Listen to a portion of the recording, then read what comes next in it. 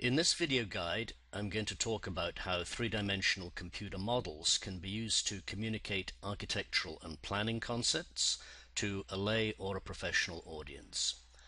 All the examples will be from my own consultancy, Studio Cruise.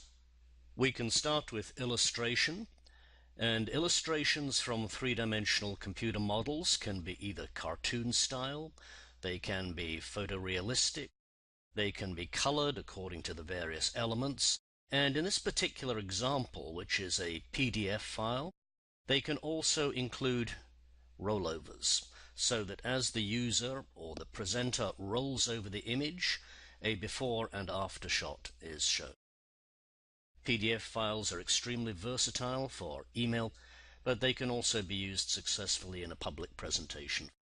This is another example of three-dimensional model being used to create a presentation, and the model and the renderings were created for Swenson Technology, which designed and installed the large photovoltaic arrays shown here. This was made from a Sketchup model, and in fact it was so persuasive that Plantronics doubled the size of the contract after seeing the initial renderings.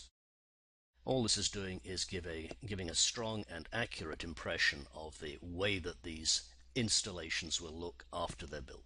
This is a series of images in a PDF file, this time for the Dole Company.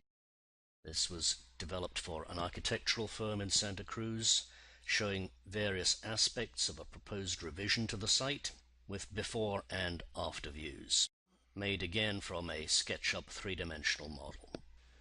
The next type of presentation based on the three-dimensional model is a linear animation.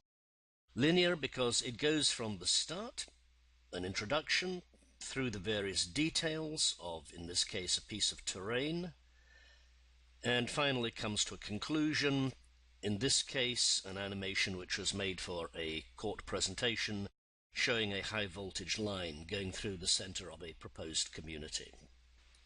This is another linear animation, in this case used to demonstrate the details and use of a medical product. You can see here that it's much more analytical than the previous one. We have partially transparent views of mechanism.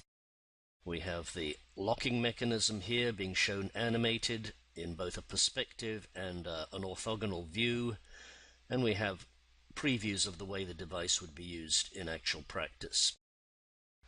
The next type of three-dimensional model used for presentation is mixed interactive and linear, primarily interactive. This is a view of Central California in Google Earth, and a KMZ, a Google Earth file, has been overlaid on the default model. It includes a graphic as well as some three-dimensional models of windmills, which are made in SketchUp.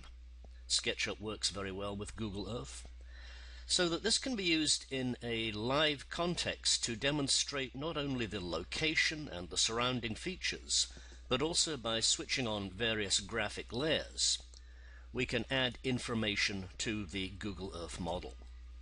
Here we have the protected ridge lines. We can see some of the topography here. We have the layer for Kitfox movements, which are protected so that it very graphically demonstrates the limits on development of this particular property. And we can zoom in and out while we're discussing and demonstrating the features of the property. The only downside of this is that it requires an internet connection to run.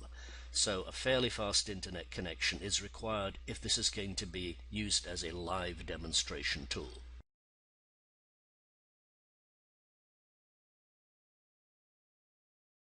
Potter Drilling, located in Redwood City, California, is a technology company focused on lowering the cost and expanding the range of deep hard rock drilling. We're developing a non-contact drilling technology based on a process known as hydrothermal spallation, which has the potential.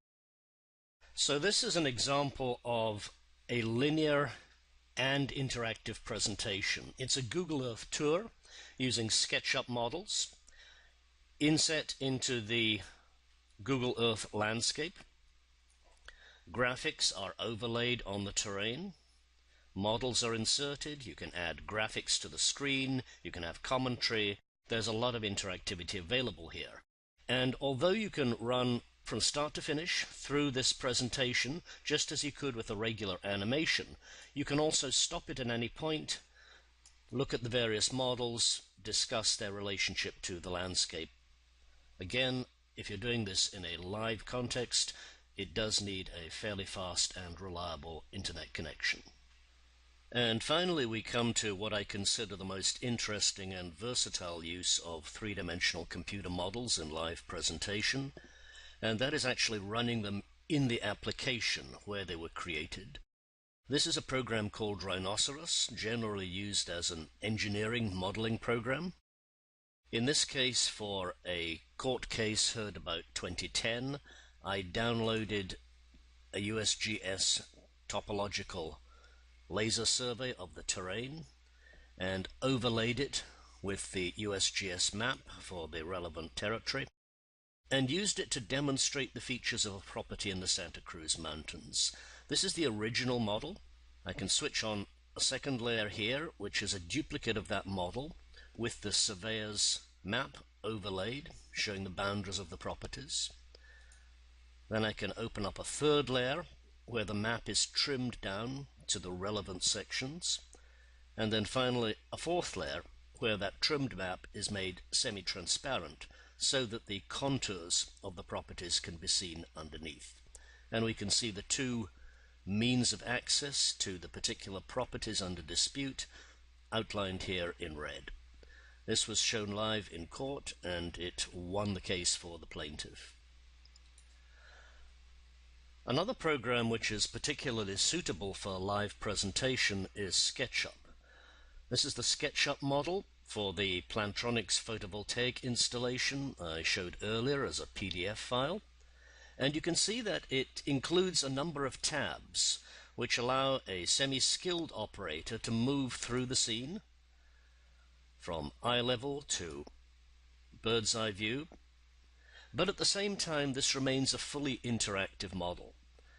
So at any point one can move around within it.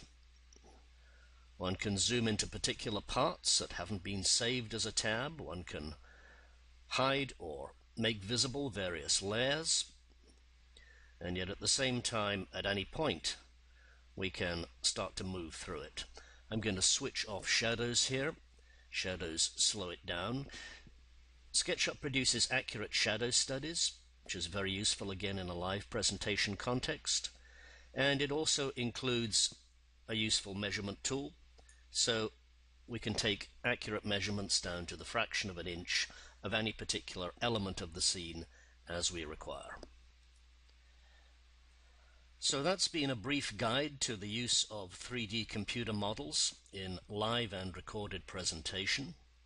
Use of illustrations, use of linear animation, use of interactive media such as Google Earth, and finally live presentation using programs such as Rhinoceros and Sketchup. I hope it's been of use and interest. Please let me know if you have any questions. Chris@studiocruise.com, and I look forward to hearing from you. Thank you.